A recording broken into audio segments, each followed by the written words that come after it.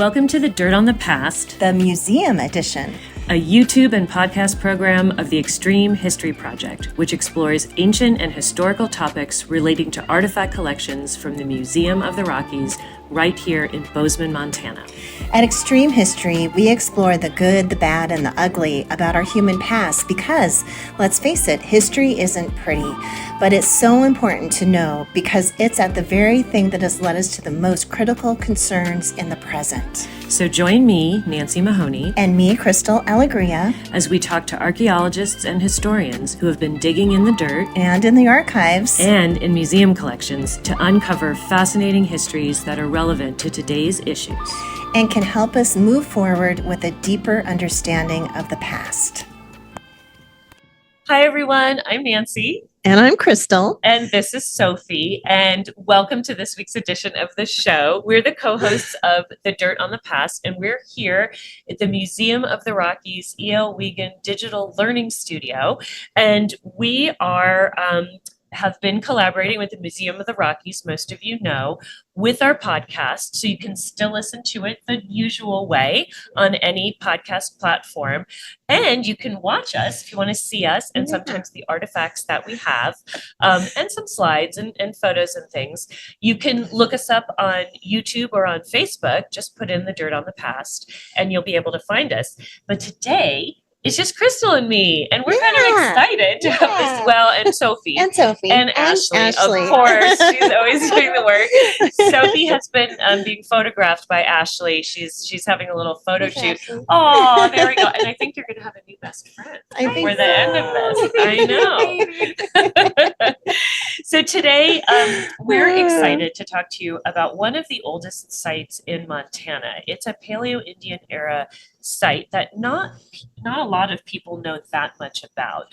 And it's not your typical Paleo-Indian site. So it's called Barton Gulch, and it is a site not only in Montana, but the collections are here in the Museum of the Rockies. And it was excavated by a former professor from Montana State University. So we'll get into all of that. But you know, Crystal, it has been a long time since we have just caught up. I know, so it tell has. me what has been going on in your world. Okay, well, let's do catch up a little bit. So we were just talking before we got on the podcast today that this weekend I went to Pictograph Cave State Park, which is one of our favorite places, and a place that Nancy, you've done so much work on and so much research on. And so it was kind of a spur of the moment trip. My husband and I decided to go because our good friend Tim Urbaniak, who we've had on the podcast before. Shout out to Tim Urbaniak. Yes, shout out. Another expert on Pictograph Cave. Yep. And he was doing a presentation there on his book, Men of the Cave. And that's what we talked to him about on the podcast. And so we just spur of the moment decided to up and go to Pictograph, and we had a beautiful drive there. Nice. And we hung out all day. We went to Tim's presentation, and then it was Earth Day. So we went to a lot of other presentations on all sorts of different topics that were happening. And our friend Mike Penfold, who does a lot of work on the Bozeman Trail, was there and did a presentation as well, and a few other people. So it was so nice to be back at Pictograph and you know, kick off the spring season. And tell me what's going on with Extreme History. Yeah, so Extreme History, we're gearing up for walking tours right now, and we have some other summer programming that's going to be really fun that we're working on. And we did our tour guide training this past weekend as well. And so that was really fun. And we have a great set of tour guides for this summer walking tours. It looks like a nice picture of all your new guides outside. Yeah. So that's going to be a great season. It's going to be really good. We're going to have a really good season. So we've been working on some of that stuff. And Extreme History has one of our biggest fundraisers of the year called Give Big Gallatin Valley that we participate in. Yay. And so we are gearing up for that too, which is on May 2nd and 3rd. And it's a 2-day event, basically 24 hours. hours, 24-hour event where we raise money for nonprofits all over Gallatin Valley here in Montana. But we raise money for Extreme History at that time. So if you love this podcast Yes. or some of the other things that we Yes. do, make sure to give big to history and give big to extreme history. And how can people find it, whether they're in Montana or not in Montana? How can they find where to donate? So they just go to the Give Big Gallatin Valley website. If you Google that, you will find it. And then you just punch in extreme history and you'll come to our page and you can donate from 6 p.m. on May 2nd to 6 p.m. on May 3rd. And we should put a link. We will have a link also on the Dirt on the Past podcast. If we do another one, are we doing another one before May 3rd? Okay, so we'll put it on for this link. And so yes, we'll have that. Yeah, and in association with that, we're doing some walking tours, some kind of special walking tours downtown through downtown Bozeman. So it'll be fun. So wonderful. Yeah, that's kind of what's happening with extreme history. Always busy. What about you, Nancy? Well, I've been coming to the end of the semester, teaching an Anthropology 101 class, and about 2 weeks ago, in collaboration with Museum of the Rockies and two comedians from Last Best, I participated in History is a Joke, which was the first time event where we were making fun, sort of bringing some real history and anthropology to the crowd, but also in a very fun format. So there were games, there were tours, there were discussions about things, and we had audience participation, but mostly there was just a lot of laughing and some learning. So it was fun for me. It was the first time I've tried to keep up on stage with comedians, and that was quite a learning experience. You did really well. But you also brought in some information about why people laugh, which was so interesting. And so it's important. Humans are the only ones who do it. So I didn't know dive into that. I know. So we learned a lot. We were in the crowd, Larry and I, my husband and I were there in the crowd, and it was so much fun to see the crowd enjoying history in that way, and in such a different way, than normal. We were wondering if people would show up, and they did. So maybe paleontology is also a joke, and maybe archaeology is a joke. But we may see more of these popping up. So that sounds like fun. It was very fun. I did that, and then I was excited because for an extra credit assignment for my class, I mentioned Dirt on the Past, and I said they could pick one of the episodes that's linked to something we've talked about in anthropology in the class, and they could do a summary, and I gave them very specific sort of guidelines to do a short paper. And then I had one student come up to me after class just the other day and say that he listened to the podcast on the Hagen site because he's from Glendive. His dad listened to it too. They work in an area right adjacent to that property and know about it. So I said, if we come out to Glendive, could you show us around and things? And he said his dad knows a lot of stories. So I'm really excited that students are getting into it and diving into some of our podcasts. And I'm excited to see what they write about. That's so exciting. So more on that later. We'll see what they write about. So it's been a really fun semester to kind of bring those two things together. And then busy with the shop as well. But other than that, we did do a quick drive through West Yellowstone, and it was great. There were bison on the road. Oh, nice. And their coats looked beautiful and furry, kind of the real puffy winter coat still, but you could see their ribs. These guys were all hungry, and they were just eating everything along the road. And it was just fun as usual to get that close to them. And then we did get to see a lot of elk, and then we did some bird watching. My husband knows that Ennis Lake is a good place, and we were treated to thousands of birds that were migrating through. So it was pretty wonderful. awesome. Well, that's great. Well, it sounds like good things, all good things. Yes, it was a sunny day, and we're like, we have to take advantage of it. So we got out there. I know. Good. All right. So, well, I'm super excited to talk about the Barton Gulch site today. And the Barton Gulch site is really considered to be a late Paleo-Indian age site. And we'll talk about what that means in numbers here in a minute. But that really means that it's more of a recent site than Clovis or Folsom, like we've talked about with some of the other sites, like the Anzac site. And so it's more recent, but it is still a very old site. So it's it's really unique. It's a very unique site It's here unusual for in the Montana. Paleo-Indian period and for anywhere. Yeah. Absolutely. Yeah. And also, like Nancy, you said before, it's one that not a lot of folks know about. So it's a hugely significant site, but not a lot of people know about it. So that is one of the reasons we really wanted to talk about it today, because it is so important. And if you study anthropology, you learn about it. But other than that, there's not a lot out there on it. So we wanted to talk about it today, also because the Museum of the Rockies has a lot of the artifacts that were excavated from this archaeological site. So then they are housed here. But Nancy, can you start off by giving us a bit of background on the Barton Gulch site? Yeah, this was fun to dive back into and brush up on again. And I expect hopefully there might be more reports, more information forthcoming, and maybe somewhere down the line there might even be a way to create an exhibit that gets a chance to show that off. But we'll talk a little bit more about the interesting collaborations that would have to entail. So Barton Gulch is located along the Ruby River. So it's just south of Virginia City, Montana, not too far from where we are. And the site dates to about 9,500 years ago. So that would translate into about 7,500 BC. So that's really old. That's quite old. But as we were talking about, the Anzac site is about 2,000 years older than that. Yeah. So we know we've had people in Montana 12 to 13,000 years ago.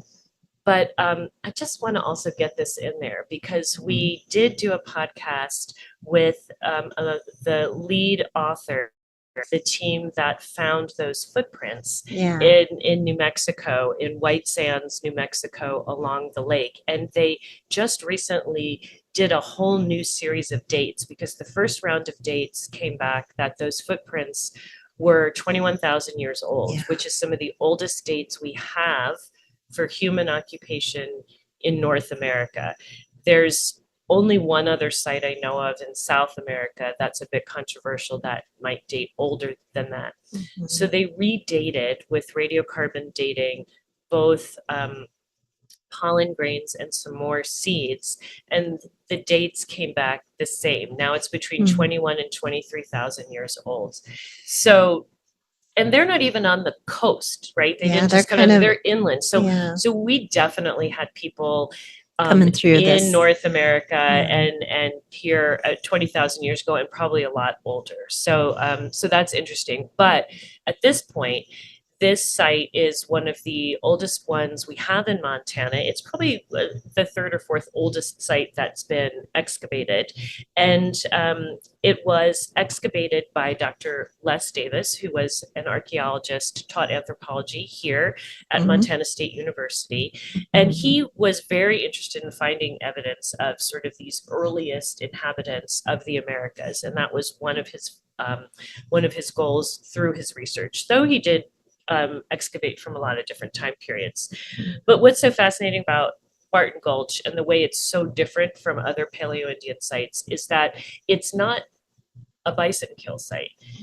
In fact, there are no bison at this site. And especially in this later part of the Paleo-Indian period, which starts 13,000 years ago with Clovis points, which we'll talk about in just a second, it's unusual. We haven't found or been able to locate sites that aren't part of bison kills. I think in some part they're a little bit easier to find on the landscape, and the bones preserve well, and then those larger Paleo-Indian points preserve well. So this is actually a site where people were making charcoal and cooking plants that they had gathered. So they had different kinds of basin hearths and ovens that they were using at the site. So they had a broader range of food. It really changed, and it was excavated in the late 1980s and early 1990s. And it was really one of the first windows we had into what else people were eating besides meat. Right. Because, a lot of times we focus in on these bison kill sites or pronghorn antelope kill sites, all these really heavy duty meat sites. And so that's Yes. another reason I love this site, is because it really focuses in on some other food groups that of course people were We eating know and they using. had to be. It was Yeah. sort of a similar story, I think we'd always hear about Neanderthals, that they were big game hunters, meat eaters, because again, those were the easiest things to find, the obvious things. And it wasn't until a lot more research was done and that we could get new information from bones and teeth to realize, oh, no, they had a much broader diet, which makes sense from everything we know about hunter gatherers, from foragers. Meat is a component of the diet. I don't think we have a lot of strictly vegetarian foragers out Yeah. there. There's always fish or meat protein in there, Yeah. and but plant foods make up the bulk of the calories. Right. Absolutely. Right. So this is very unusual, and I think because there haven't been so many other sites found like this, it kind of was like a one and done almost. You know, it sort Yeah. of made its splash, and after the early 1990s, I don't feel like we've heard a lot about it. Do Yeah. you? Yeah. No, I don't. And I think that there's still, like you said at the beginning, a lot being written on it. So we will probably hear more about it as time goes on.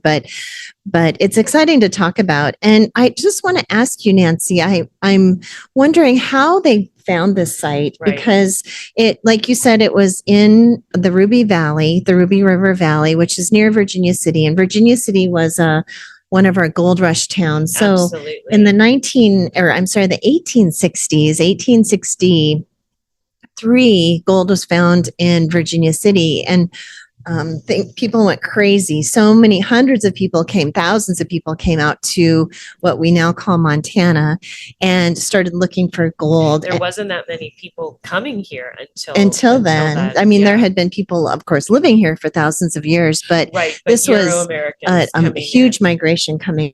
So people were looking for gold, and they left no stone unturned.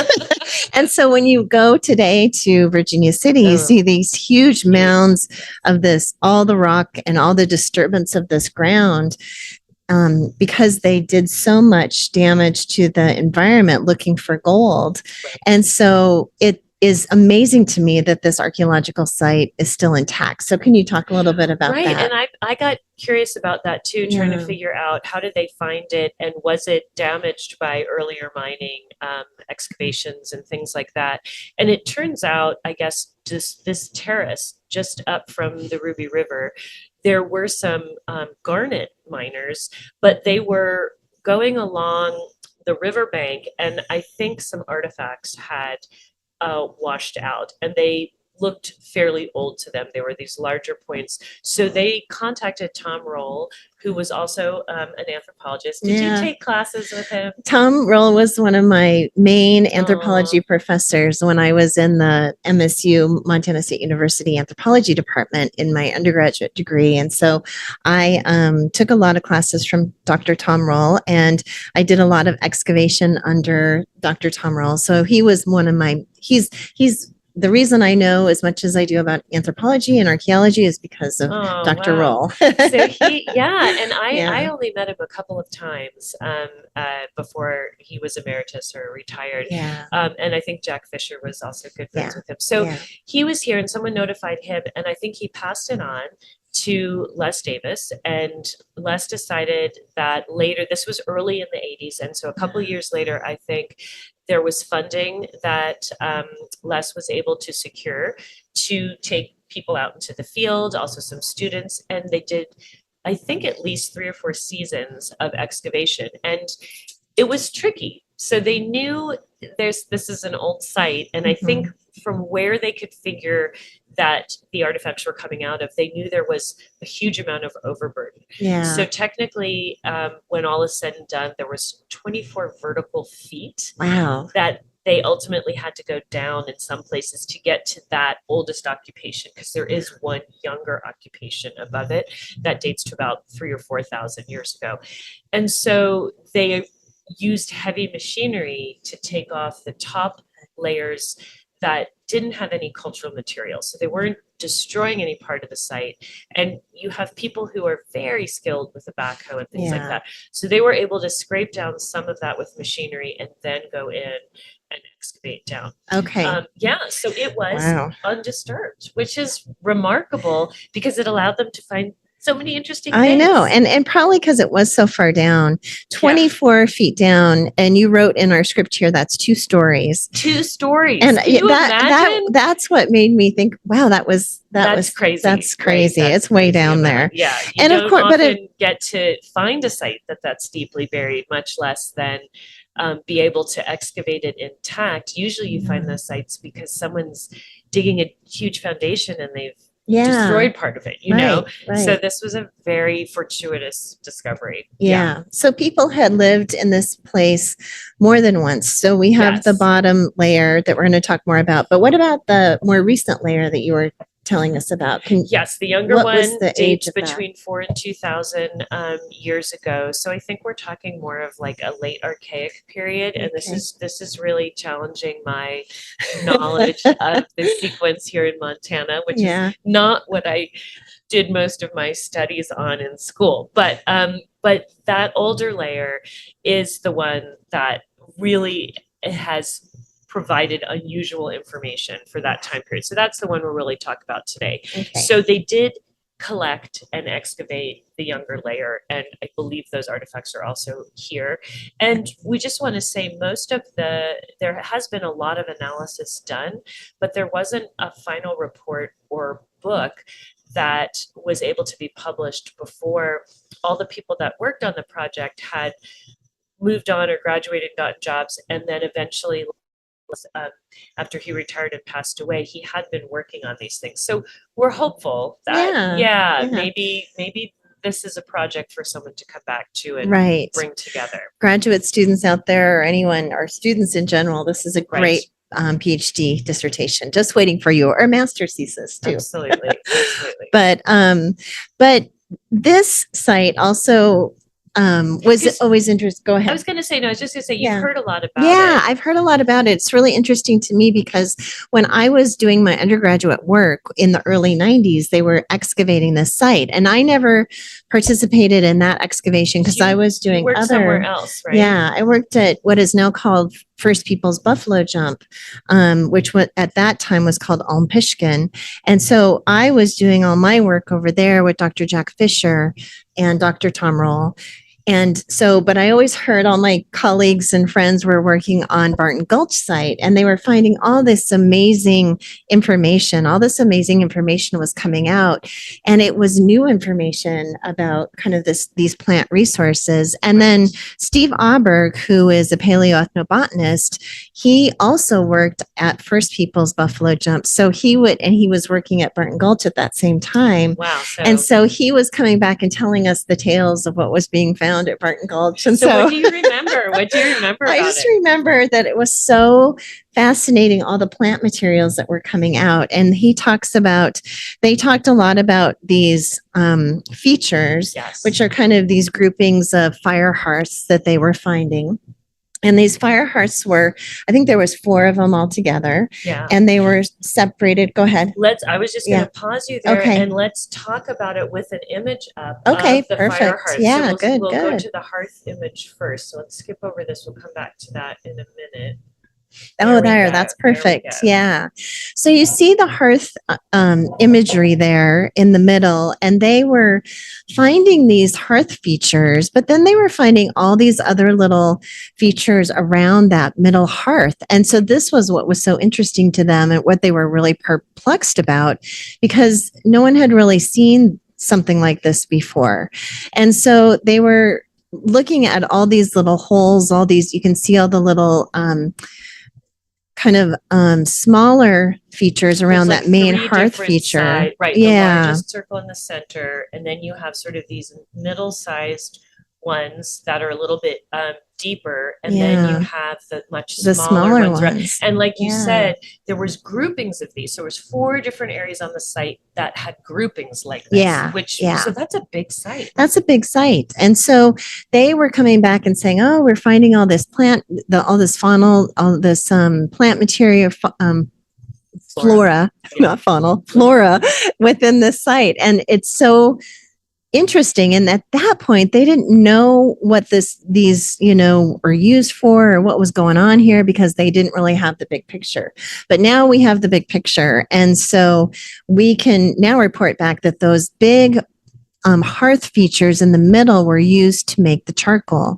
So they were kind of like these pits where they would burn a lot of different wood. A lot of different A wood lot and of like sticks and brush. a lot of different right. species of wood, which I can't remember. Can you remember what it was? But anyway, it No, doesn't but matter. it was things that were local But to the area at the time. So there was some pines, different pines and conifers and things like that, and then also smaller brush, kind of more brushier. Which was so interesting that they were able to kind of figure out what those were that was being burned. But they would burn it down into charcoal, and then they would use this charcoal to bring the charcoal into these roasting pits. And so that's what those medium-sized pits are that you see next to the larger fire hearth are roasting pits.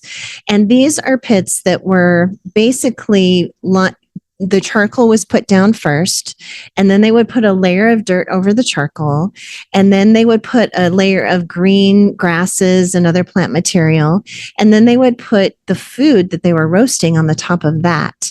And so that is fascinating. And it was just basically an oven. We don't know really what temperatures these were at or how long they roasted the food, but we know that they were roasting food in these medium-sized little ovens. Right, these like small little ovens that would have had sort of like your kind of dinner packet of food. Like I would think of like when you go camping and then you like heat up your little packet of food that you bought at REI. But because the way they describe it is they might have even had it in sort of a wet pouch of leather or of some other material that they then sandwiched in between leaves and brush, and then charcoal was on the bottom and the top, and they put the dirt over. And we know so many places where they have these below ground ovens that they create, but in a lot of places, the remnants that we have usually contain rocks that are lining the pit. And those rocks, once you've had a fire in there, you put charcoal in, they really hold that heat. So we don't know exactly, like you said, how quickly or what they were trying to do. But Carl Davis, who was writing a summary in his book, I think based on the report that Steve Aubert did and some of the writing that Les Davis did on this, is that some of the seed species would pop almost like popcorn, and they would dry out, and they could then grind them and later turn them into some sort of like kind of like oatmeal that you could eat, or cream of wheat or something, kind of a meal. Or it was also, once it had been heated and charred, you could also just store it longer. So you could cook a whole bunch of it and then, use it later.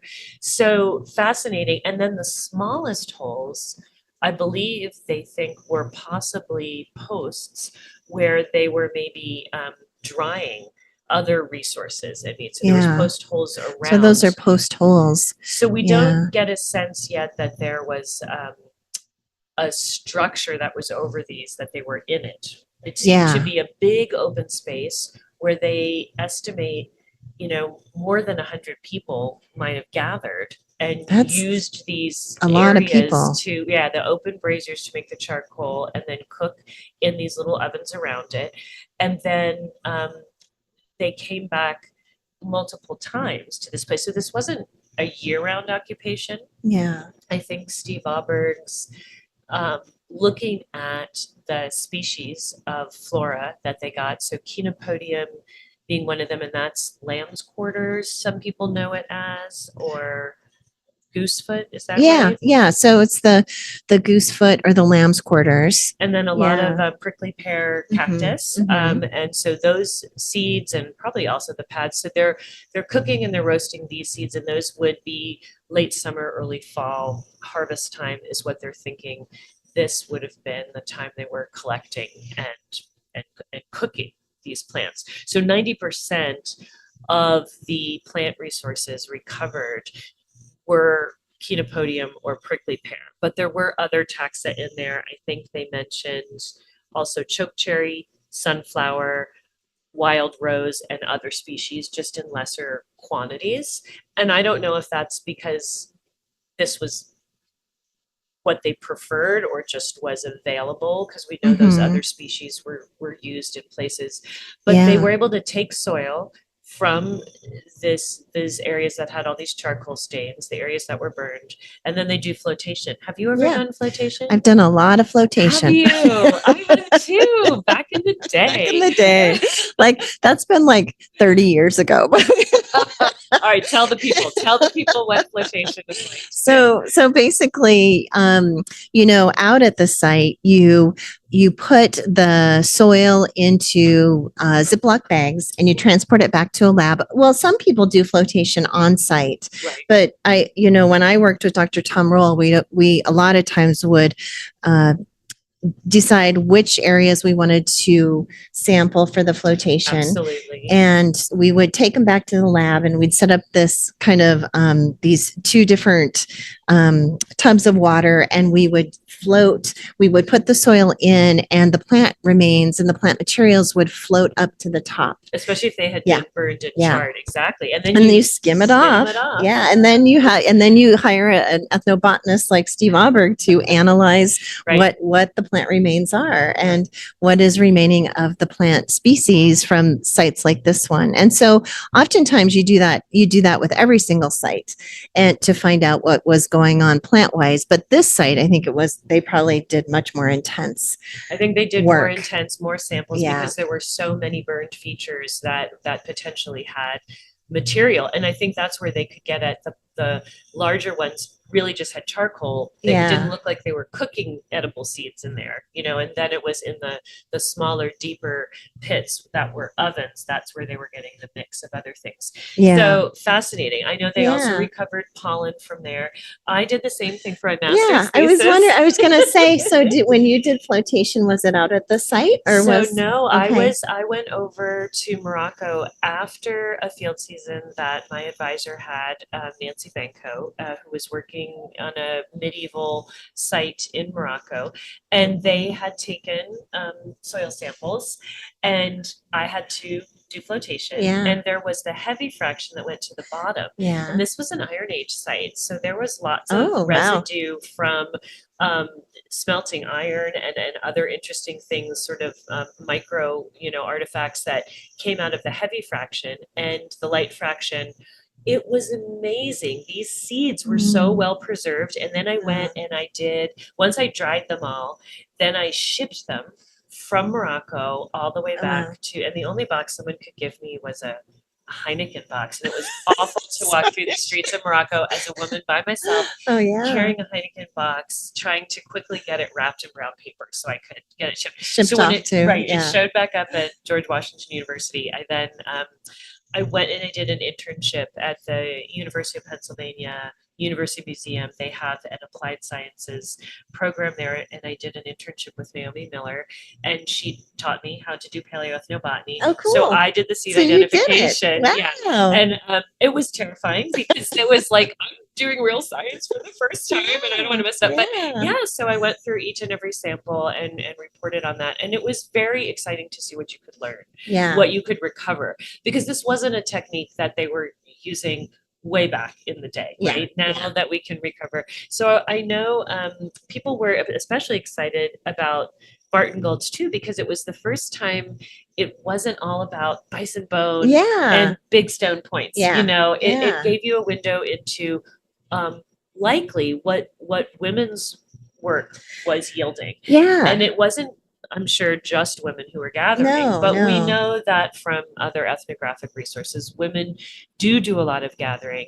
And there was also small game at the site. So no Mhm. bison, but we do have other mammals that show up that were cooked and eaten. Yeah. At Lots of this deer. site. Lots Yeah, of deer. lots of deer, Which makes absolutely. sense because that's what people Both hunt mule deer and today absolutely. there in the Madison County. That's true. And then smaller game, so both cottontails and jackrabbits and porcupine. So Yeah. snares, nets, lots of other ways. I mean, I was almost like, well, maybe this was like a women's camp and the men were I off know. doing something else. I know, and it's hard to say, if this was a women's camp, but 9,000 years ago, that's a long time ago. What were the gender roles? We have no We idea. have no idea. No idea what was going on. So it could have been either or, but I like to think, that this is a little bit more of an insight into what women did, historically Yeah. within these places as well. And to see such a big site, so many people gathering and so many people doing the same process. It must have been something Yeah. that worked. And it just makes you wonder what more is out there. We didn't Yeah. expect to find this. So a couple of things. One thing is we know Steve Armstrong, who was a master's student at University of Montana. He knew about the site. I don't know if he worked there, but his master's thesis was to try to replicate these ovens and see if he could cook something and find out anything about the cooking temperatures and all of that. And I think the trials that he did were not completely successful in terms of cooking the seeds the way they maybe thought they were, but they got close enough to feel that they had learned a lot about how they operated. That's great. And we've mentioned this before on podcasts that experimental archaeology is so important to better understand what is happening at these places. Right. So and just to kind of go back a little bit and talk about these plants that they were finding and kind of what they were, they just weren't eating this material. They were using these plants for so many other things too. And so they were using that lamb's quarters as also for salves. They were using it in teas. They would most likely use it in teas. And there were some leafy greens you could eat, but as you said, there was probably all these other things we know historically people were using them for. So there's no reason to think that they weren't also making salves or teas. And all those things were probably processing these plants and making all this on site.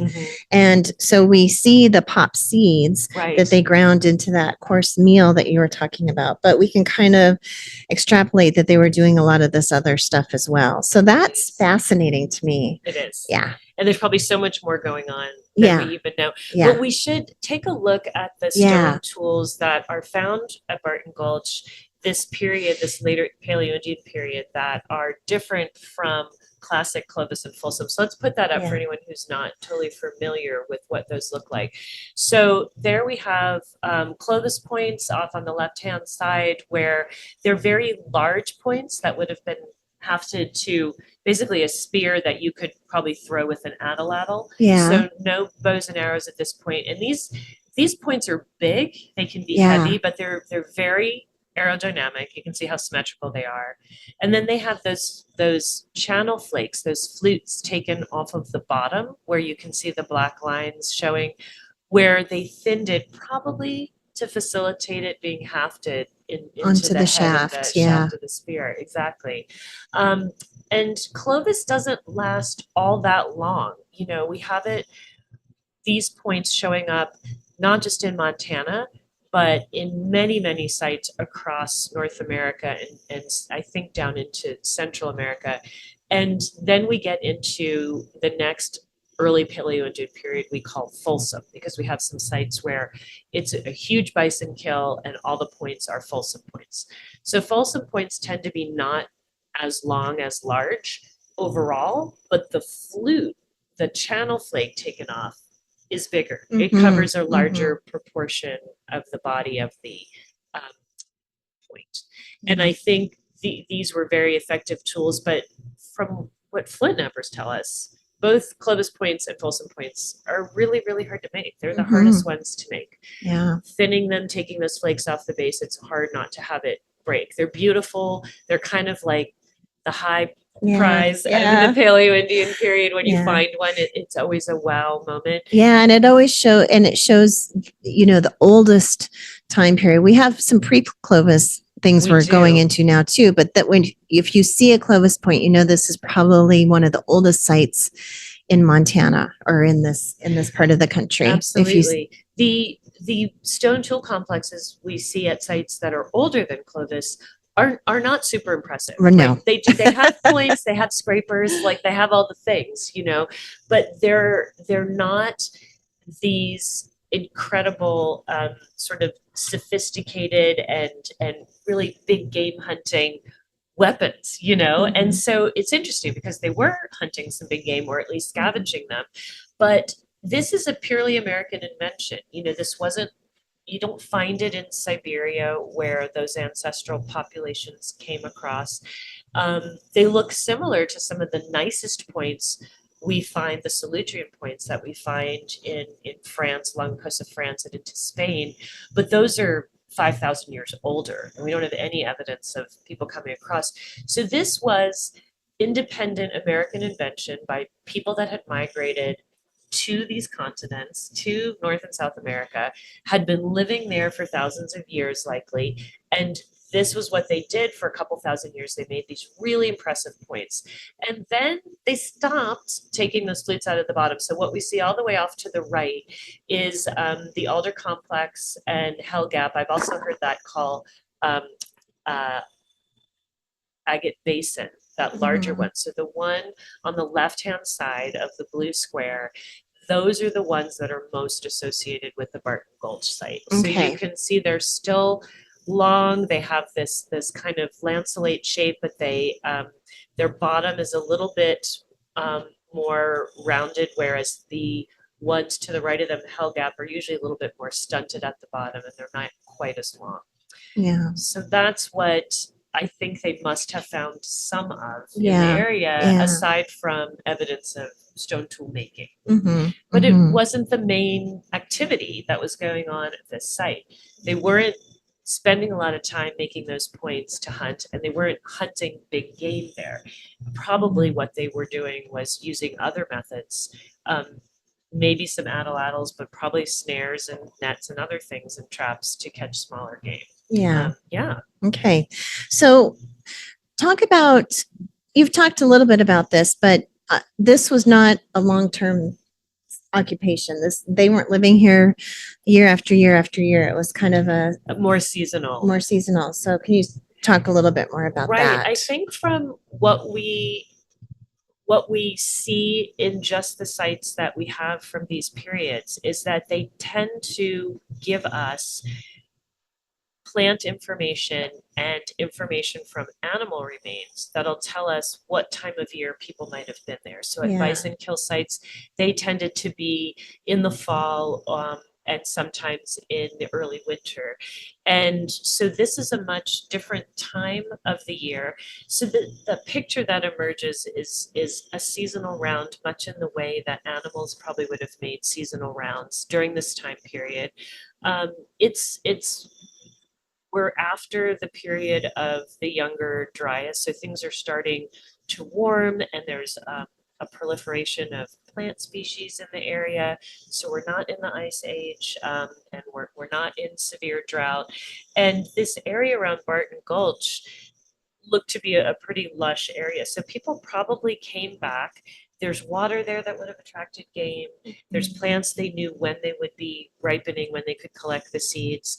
And then they were probably well aware of what game was available. And then maybe they moved on later to go after large bison migrations. They Mhm. probably knew where they'd likely be, and then they'd store up on that through the winter, something like that. Yeah. So yeah, It there's was so just much part of that more. round. It was part of that Exactly. where they would go at a certain time of year and harvest these plants and do what they did, and then they'd move on. And then And they'd often yeah, come back to these, yeah. and we see that later in later periods where people do leave these stone circles that are associated with, you know, lodges and Mhm. you know, teepees, whatever you want to call them, Mhm.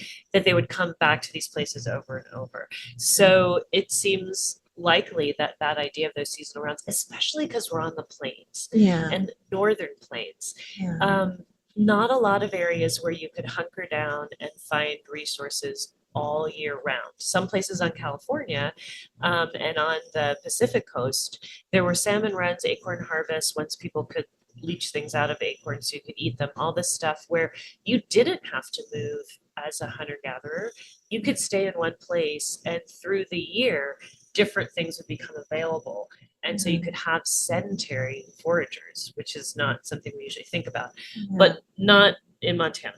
Yeah. So Yeah. so this is giving us though a big piece of the picture. Right.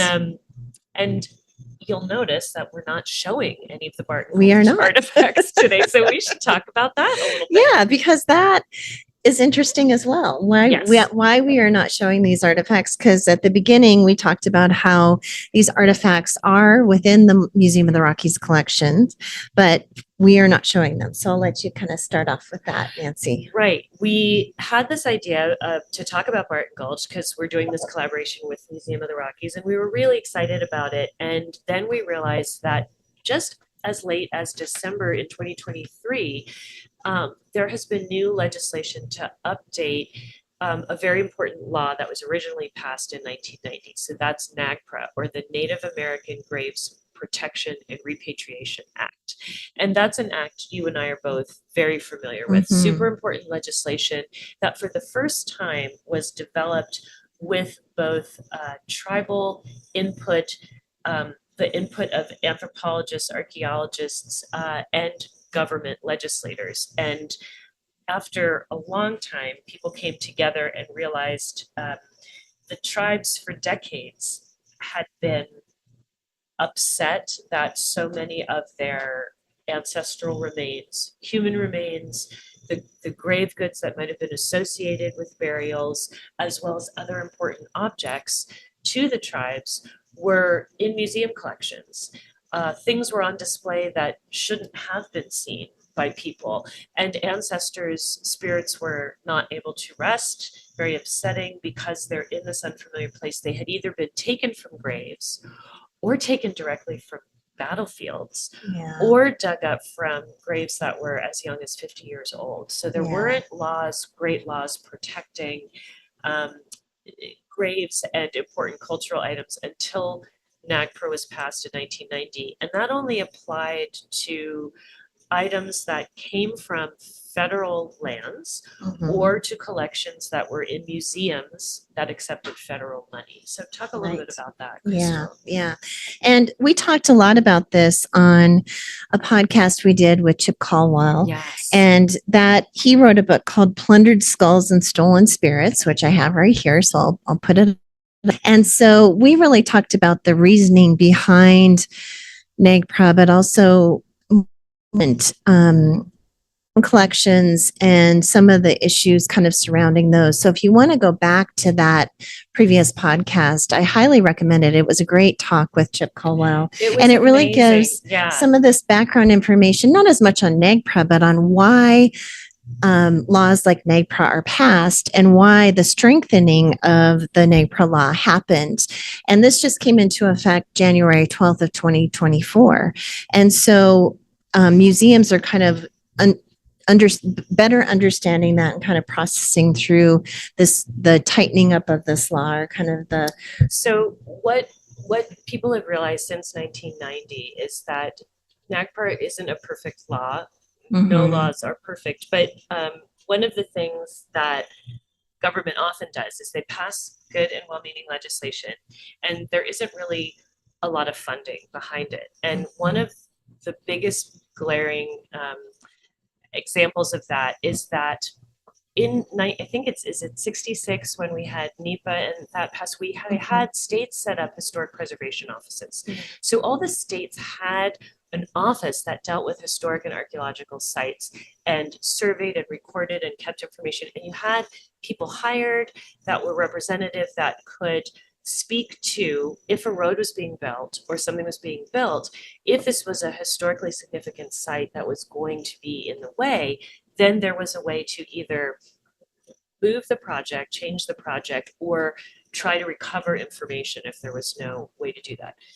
So fast forward to 1990, that passes, and now the tribes as sovereign nations have to come up with their own tribal historic preservation offices, but there really isn't well funded.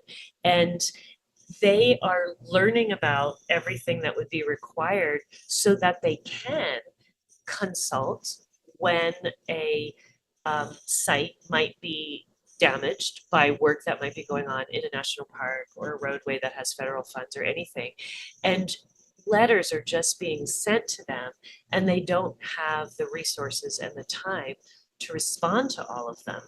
Also, trying to get all of the information from museums about everything that's in their collection that might be relevant to, because a lot of tribes like the Crow and the Hidatsa share a history. If you go back a certain amount of time, their languages still show that close connection and how long ago that they may have been one tribe that separated into others.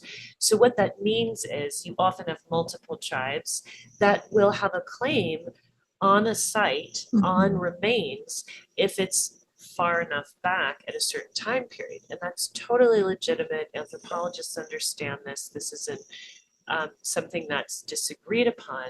But trying to get all of those people together and get permissions. So lots of issues with NAGPRA. This most recent round where they strengthened it under Deb Haaland, Department of the Interior Secretary, which is amazing, is that they've really done a couple of things that are important. One is that they've strengthened the value of the knowledge that comes from tribes through oral histories, their geographic locations, their understanding of their own ancestral history, so that it is not considered of lesser value than other scientific data that was privileged in earlier cases like the Kennewick Man, which ended up being reversed, and that skeleton was repatriated to the Colville tribe. But originally, those things weren't really considered equal, and collections weren't considered necessarily to show a cultural affiliation if they went back to this Paleo-Indian period, like the Anzac Boy. Like 9,000 years ago or 12,000 years ago. And so they were considered to be too old to be culturally affiliated. But interestingly enough, in several cases where they've had skeletal remains, Anzac Boy, Spirit Cave in Nevada, Kennewick Man, and there's a couple others, in each case, when the tribes have provided DNA who are geographically closest and feel that they have the strongest claim because they also have ancestral stories, the DNA comes back showing that those tribes are indeed the closest relations. And then these 9,000, 10,000-year-old ancestors are repatriated and reburied. So it's really changed how we think about time and cultural affiliation, and rightly so. So the second important thing that's happened is they're calling out those museums who haven't really gotten all their inventory together and documented, and they've given them 5 years. So that's it. By 2029, they have to have it done, so that the tribes now also have the right to say whether any items, and this is the one that's pertaining to us here, where any items that they may be affiliated with, whether people are allowed to do scientific research with it. So you can't just do destructive analysis on human remains or any other artifacts without the permission of the tribes. And you can't display them and just say, an archaeological version or museum version interpretation of the artifacts, again, without consultation. So it really promotes this much more collaborative path going forward, that really everything has to be done with the tribe's input and blessing in order for it to be ethical and legal. And I think ethically, so many of us have already moved in that direction, but this really strengthens their cases across the board. Really important. Right. And we wholeheartedly support this, because I know it is, especially today. But so for us, it gave us the great opportunity when we weren't able to show the artifacts to be able to talk about this. So I think it's great, and I love it. It is, and we're fine with that. There's enough information out there, and we know the artifacts are safe here, and we know eventually down the line there will be time for those discussions to happen, so that the museum would either consider repatriation or consider doing a collaborative display of these items further research. So I think all of those things are so important going forward, because we get a more complete picture and understanding, and we've Right. seen over and over how important that is. Right. So Right. yeah, so we're all for it, and Yes. the new rules are a good way forward. Yes, exactly. And then I just want to follow up with anyone who's interested in learning more about Barton Gulch. We want to point you back towards this book that we mentioned earlier, 600 Generations. So Each this have is a an copy. archaeological history of Montana that was published in 2020. And the book is by Carl Davis, who we love. We know him yes. through the Yes. Montana Archaeological Society. And he has been And we've also done a podcast with him. that's right. Yeah, You that's can look right. that up. Yep. He's fantastic. Yeah. I think when the book came out. Yeah, when the right, book came we out. So did. it's one of the older, it's an Yeah. oldie but a goodie. Yes, an oldie but a goodie. Yeah. But he worked as a national forest archaeologist in both Oregon and Montana for 35 years. He's retired now, but he wrote this in retirement, so Yeah. I don't know if he's really retired. Probably not. But I can't say enough about this book. It is written for a popular audience, and it has won 2 awards because it's so good. Oh, So that's I so was so wonderful. excited when I went to find it again out for sale. They now Yeah. have the award-winning stamp on the front.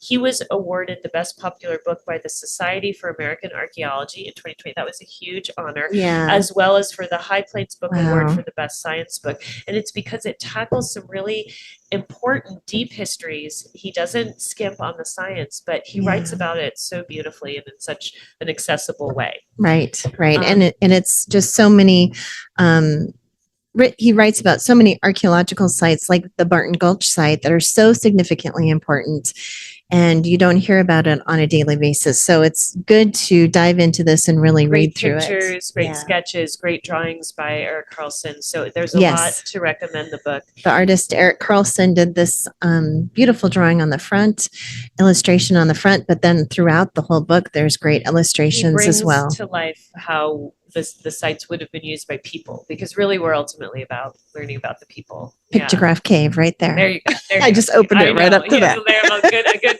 good one on there.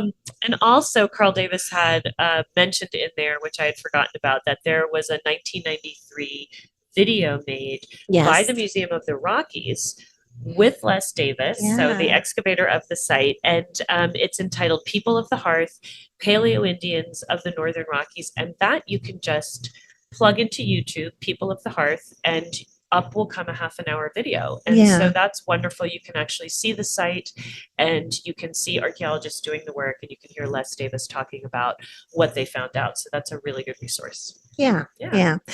Well, we are kind of coming in our We are. time, I Nancy and know. Ashley and Sophie. And Sophie. Sophie finally went to Finally sleep. settling down, I know.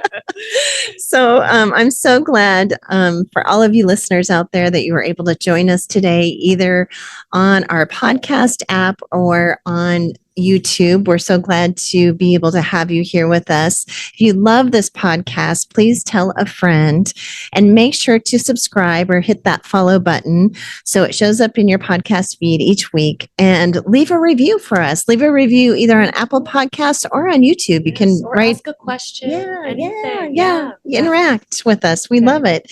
So thanks for listening to our podcast and YouTube video cast today. And we hope you can join us again to find out more about the dirt on the past. And a big thank you to the Museum of the Rockies. Thanks, Ashley. Yay, Here she comes. Yay. Yay. Oh, Sophie wants to say hi too.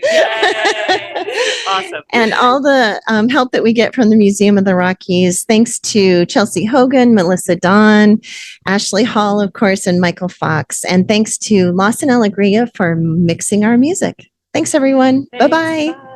Bye.